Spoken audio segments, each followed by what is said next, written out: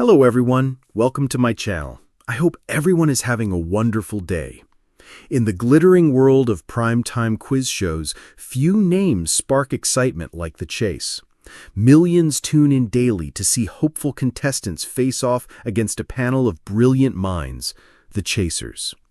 Among them stands Mark Labbett, towering, intimidating, and razor-sharp. Nicknamed the Beast, Mark has become synonymous with high-stakes trivia. But in the quiet corners of television royalty, a secret was brewing. Mark Labbett was no longer the richest chaser. It all began on a rainy Thursday evening in London. Mark sat in the green room of ITV Studios sipping a lukewarm cup of tea. He was reviewing flashcards on quantum mechanics, just in case a contestant got too bold. He didn't care much for fame or gossip, but today something was off.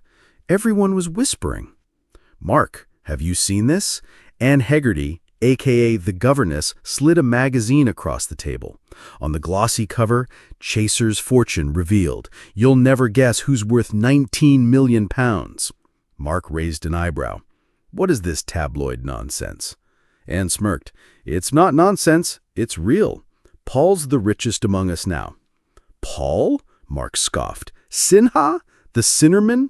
That can't be right. But it was. Paul Sinha, the former doctor turned quizmaster, had taken a detour from trivia stardom and stepped into the world of digital investing during the pandemic. With a knack for algorithms, he had developed a niche AI quiz app, QuizWiz. It took off globally. Schools used it, celebrities endorsed it, even Elon Musk tweeted about it once. By the time Mark was filming the 500th episode of The Chase, Paul had quietly amassed a fortune that made bankers blink. 19 million pounds. Mark sat back, stunned. For years, he had been the face of the show, feared by contestants, loved by fans. His stern expressions and lightning-fast answers had earned him TV deals, book offers, and global appearances. He had assumed he was the pinnacle. But while he was chasing trivia, Paul was chasing tech gold. "I don't get it," Mark muttered. "We're quizzers. What's he doing playing Silicon Valley?"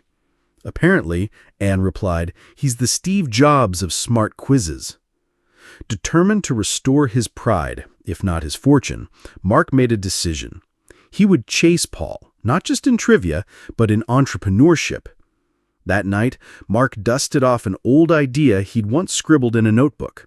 Brainbox Battles, a competitive trivia streaming platform where fans could challenge chasers in real time for cash prizes.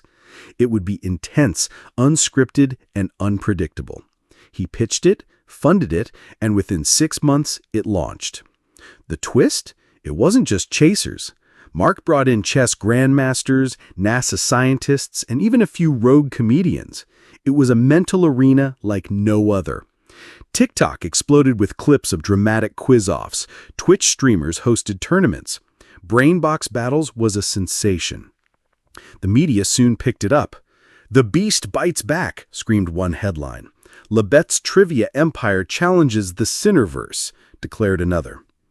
Paul took it in stride, even joining Mark's platform for a celebrity quiz-off that raised 1 million pounds for charity. They laughed, exchanged banter, and agreed to co-invest in a new venture, an educational game for underprivileged youth. In the end, the chase wasn't about the money. It never had been. Mark, Paul, Anne, and the others weren't rivals. They were revolutionaries of knowledge, using their minds to inspire millions. Still, Mark couldn't resist poking fun. On his next appearance on The Chase, when Bradley Walsh asked, "What's the most valuable treasure one can chase?" Mark grinned and answered without hesitation. "Legacy." And somewhere backstage, Paul Sinha smiled. The real game had just begun.